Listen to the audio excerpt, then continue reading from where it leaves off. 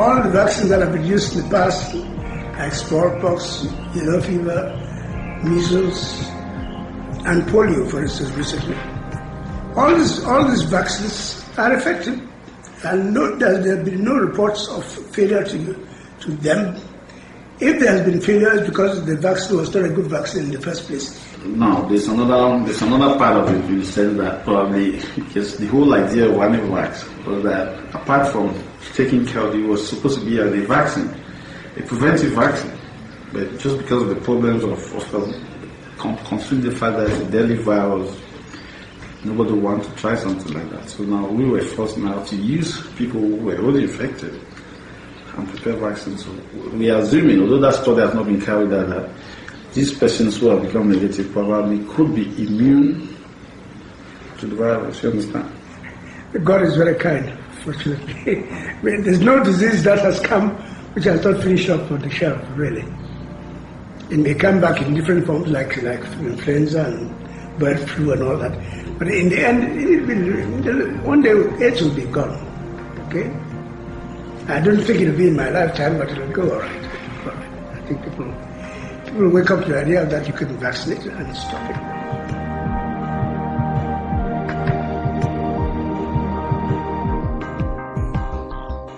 Way back in the late 80s, he had written out this hypothesis on the possibility of eliminating HIV and other bacterial and viral infections through therapeutic vaccines.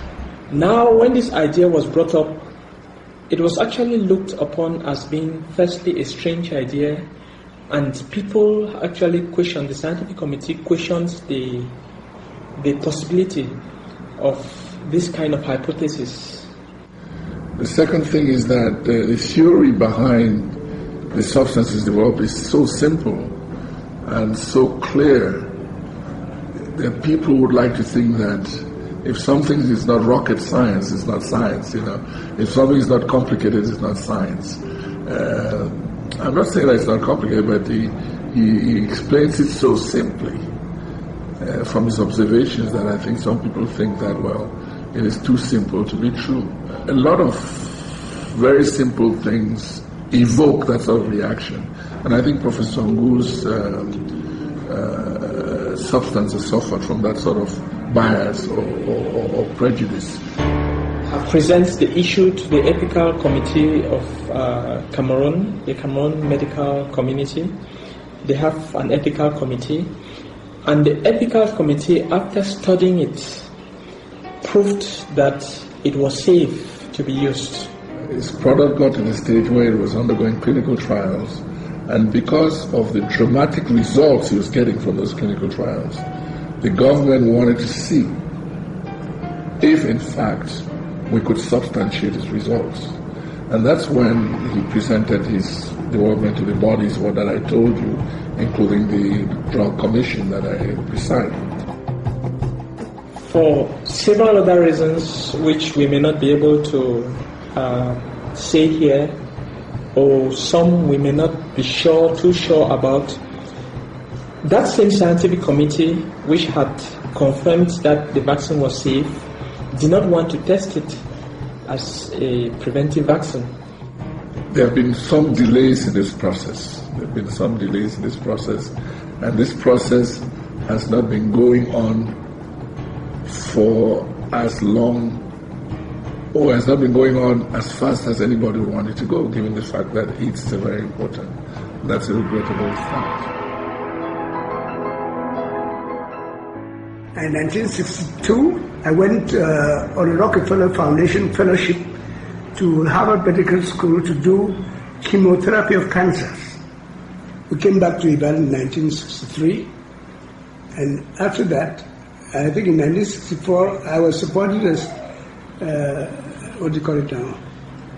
visiting professor to Johns Hopkins in Baltimore, 1964.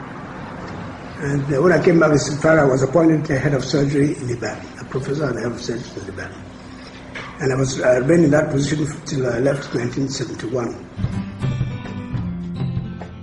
Professor Nomengu returned home to Cameroon in 1971 to help create the medical school at the newly established University of Yaoundé.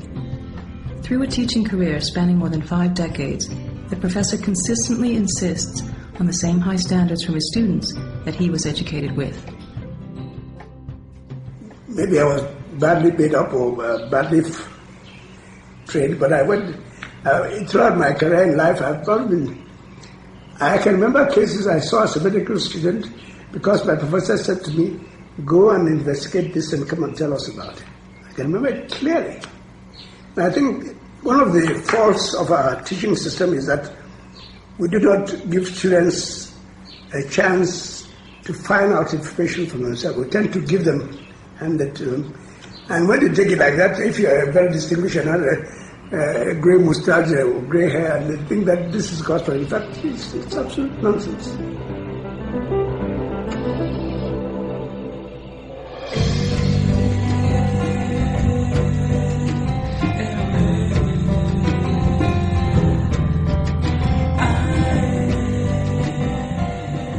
When I came to the clinic in the year 2000, late 2000, at then the stigma in Cameroon having HIV was too, people were scared and, it wasn't as common as now. The patients, whenever they are coming here, they are very confused. They are never sure which one is going to help them, whether it is Vanhivax or antiretrovirals. Many patients have, come to us, receive their treatment, and went away without any problems. We have some problems because we cannot track down patients. They come when they feel better, they just disappear. Some of them they don't have money to get here all the time because normally they have dates for the vaccines, and some people they have by virtue of the fact that they have to take probably 1, 2, 3, 4 vaccines. They are supposed to stay young. Some of them can't afford hotels or whatever. So after having given several trials, they just fall back and they don't come again.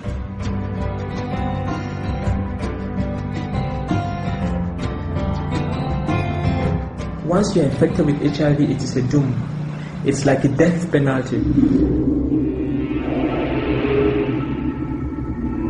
And then suddenly you find that Vanhivax has cured you. The preoccupation of such a patient is not coming back to even say thank you for what you've done. Will keep off as much as it is possible. And you move on the streets, you meet them, they would want to keep away from you because they want to forget that past life. And they want to now start living an entirely new life.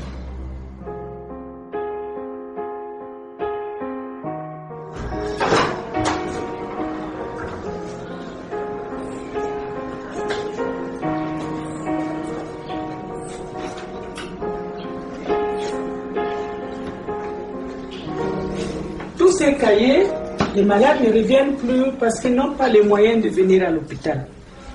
Et ce sont nos malades. Comme 1500 cahiers ici. Mais ils n'ont pas moyen de revenir. Les examens coûtent trop cher. Ce qui fait qu'ils meurent de pauvreté.